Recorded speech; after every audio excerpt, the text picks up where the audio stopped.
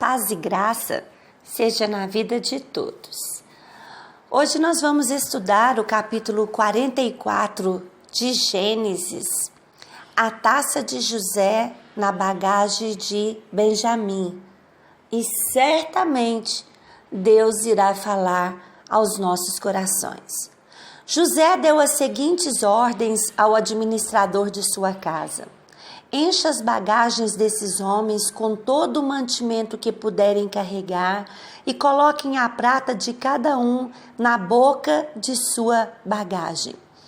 Depois coloque a minha taça, a taça de prata, na boca da bagagem do caçula, junto com a prata paga pelo trigo.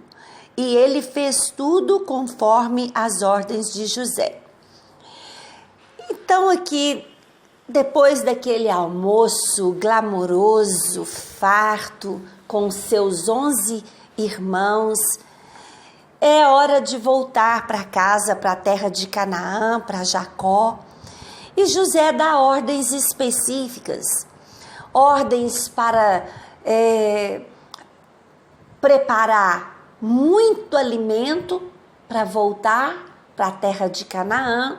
Mas ele também dá algumas ordens específicas aqui, tanto de a prata que havia pagado pelo alimento voltar ali nos sacos, nas embalagens, quanto a taça conhecida, preciosa, que era exclusiva do governador do Egito, de José, ser colocada na bagagem do caçula, na bagagem de Benjamim. E quando eles voltam de viagem, José já dá uma ordem, que eles corram atrás deles, né? Que eles parem os irmãos e procurem por essa taça nas sacolas, nos sacos de alimento de cada um. Quando eles já chegam falando com os irmãos que por que eles fizeram tão grande traição, se foram tão bem tratados, e eles ficam sem saber o que estava acontecendo. Então eles relatam que a taça foi roubada, a taça do governador. E eles falaram, mas de jeito algum, nenhum de nós teria coragem de fazer uma coisa dessas.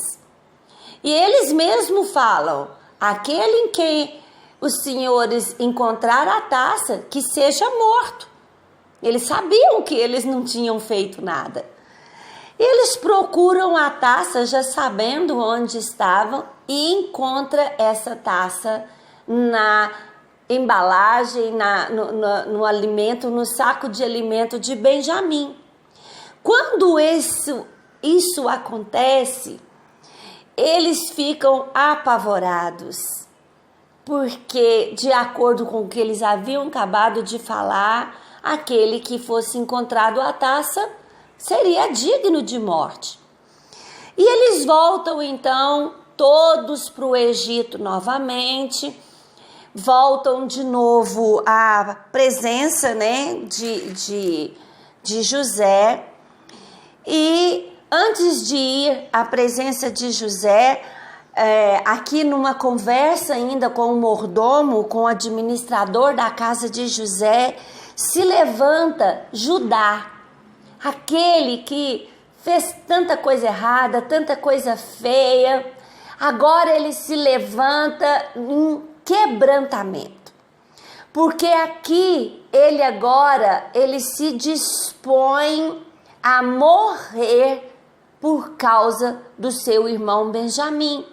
E ele então desenvolve todo um diálogo aqui com esse administrador, explica para ele toda a situação e principalmente ele explica para ele que se o irmão não voltar, o pai vai morrer de tanta tristeza.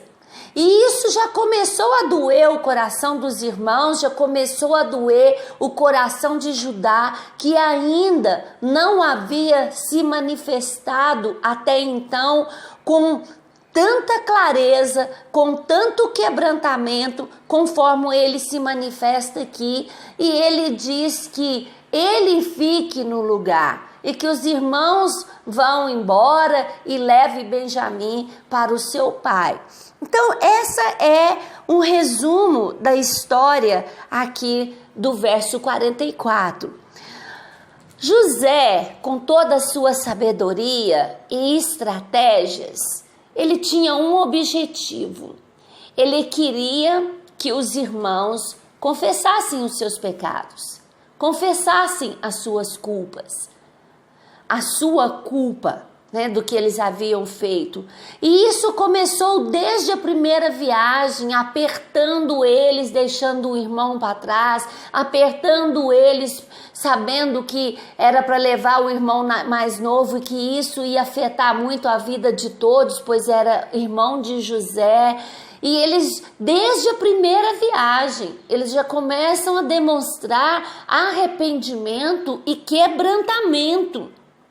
E como isso é necessário na nossa vida, na vida do cristão, na vida daquele que diz andar com Deus, em quebrantamento, em arrependimento, em humildade.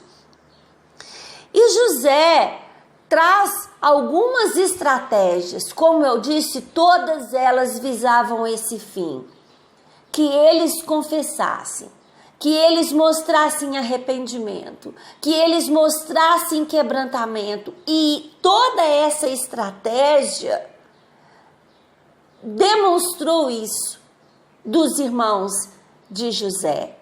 Aqui, como eu disse, o próprio Judá nos surpreende, dizendo que ficaria no lugar de Benjamim, que ficaria no lugar dos irmãos. Veja bem, quando nós chegamos para Jesus, quando nós chegamos para esse reino de luz, para esse reino de amor, existem regras, não é de qualquer maneira. Nós já falamos em outros episódios a esse respeito. A palavra de Deus diz em 1 João 1,9 que se nós confessarmos os nossos pecados, que Deus é fiel e justo para nos perdoar os pecados e nos purificar de toda injustiça. E tem um outro versículo que eu gosto muito, está em 2 Coríntios, capítulo 7. 2 Coríntios, capítulo 7, versículo 9.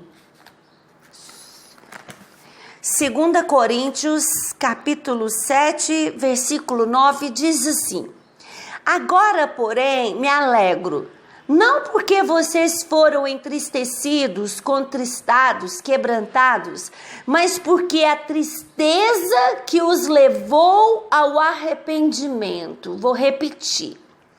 A tristeza que os levou ao arrependimento. Pois vocês se entristeceram como Deus desejava. De forma alguma foram prejudicados por nossa causa. A tristeza, segundo Deus, não produz remorso, mas sim arrependimento que leva à salvação. E a tristeza, segundo o mundo, produz a morte. O que toda essa palavra quer dizer para nós? Não existe arrependimento sem dor.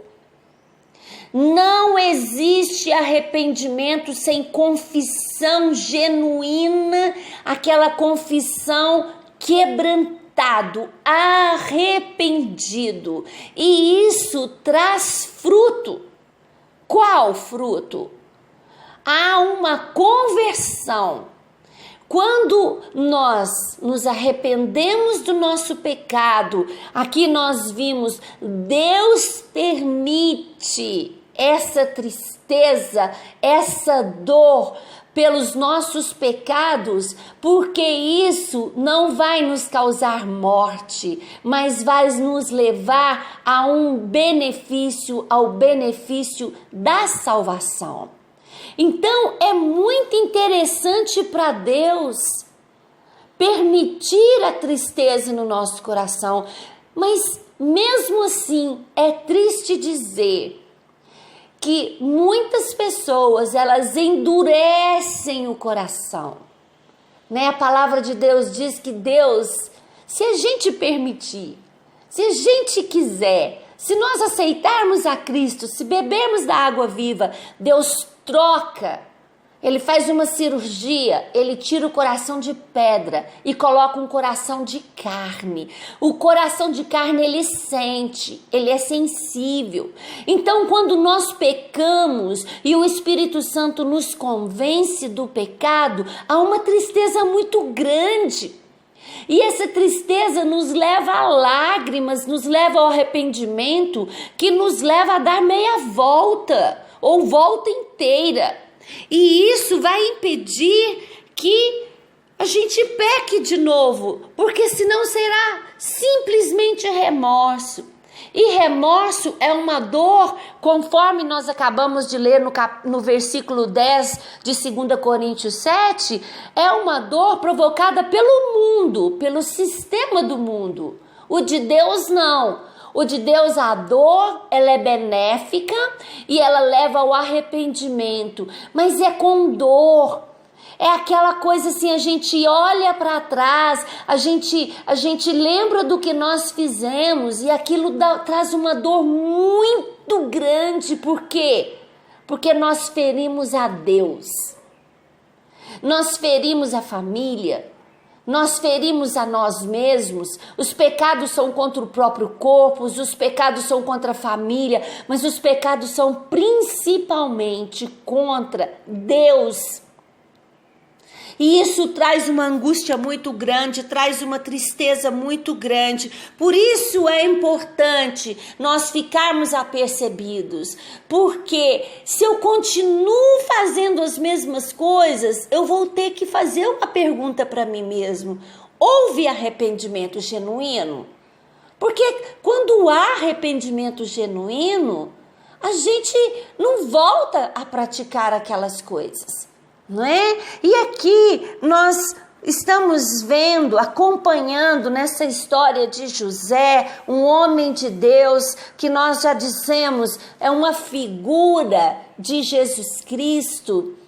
E ele tem todo esse cuidado de verificar antes de dar o perdão para os seus irmãos, antes de se revelar aos irmãos, ele fez uma investigação minuciosa, ele usou de muita estratégia e sabedoria, ele pressionou até ele ver que os irmãos haviam verdadeiramente arrependido do que eles fizeram, com dor, e agora eles seriam dignos de receber o seu perdão. Lembrando que era o perdão de um governador do Egito, que poderia simplesmente mandar matar a todos, sem nenhum problema para ele. Poderia usar de todo o seu poder para mandar matar a todos. E como a figura de José, a figura de Jesus, tem um texto aqui que eu achei interessante. O que trouxe salvação para os irmãos de José não foi a confissão de culpa, não foi o sacrifício que fizeram, ou os presentes que deram. Eles trouxeram presentes valiosos para José. Foi o perdão gracioso de José que lhes trouxe salvação. O perdão adquirido com seu próprio sofrimento em favor deles. Que retrato de Jesus Cristo. Então, veja bem, comparando, fazendo aquele paralelo entre José e entre Jesus Cristo, nós recebemos o perdão pelos nossos pecados, mas de maneira nenhuma porque nós merecemos. De maneira nenhuma porque nós pagamos preço algum, porque nós somos dizimistas, porque nós ajudamos os pobres, porque somos boas pessoas, porque somos íntegras. Nunca. a salvação que nós recebemos através de Jesus Cristo foi só exclusivamente porque Ele, Jesus, o Cordeiro de Deus, sem pecado, só Ele poderia ser o Cordeiro de Deus. Mais ninguém, nem Abraão, nem Moisés, nem Paulo, nenhum daqueles que estão na galeria da fé poderia ser uma pessoa apta. Por quê? Porque Jesus nasceu sem pecado e Jesus cresceu e morreu sem pecado. Então ele seria o Cordeiro limpo, puro, o único. E ele se deu, ele se doou. Então eu não mereço nada. Não mereço nada, não é mérito meu, é de graça. E é isso que Jesus Cristo oferece. Então, neste paralelo com José, José também está dizendo a mesma coisa na sua atitude. Não é o sacrifício dos irmãos, nem mesmo só o arrependimento. Ainda que nós nos arrependêssemos de todo o coração, como nós estamos dizendo aqui, houve um sacrifício para pagar os nossos pecados. Se não tivesse havido o sacrifício, nem adiantaria o meu arrependimento. O meu arrependimento só tem valor porque alguém pagou o preço por mim. Amém? Que palavra maravilhosa para a nossa meditação nesse dia. Verifique a sua vida. Nós temos que fazer isso e valorizar o sacrifício de Jesus nas nossas vidas. Amém? Deus abençoe.